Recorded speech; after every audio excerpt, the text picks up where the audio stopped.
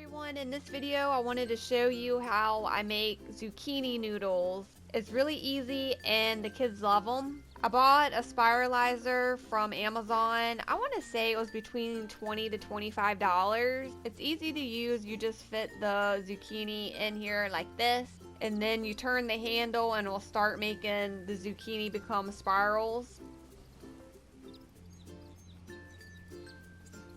Usually for our family, just for one meal, we do 2 zucchinis.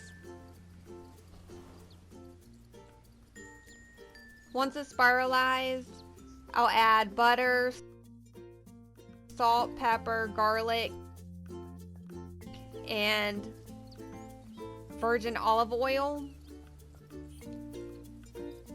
I'll put it on a low-medium heat and I'll cook it for about 12 minutes. You can tell it becomes ready when it's kind of translucent look to it. And ta-da, that's it. Only takes about 12 minutes to cook. Thanks for watching and have a great day. Thanks, bye.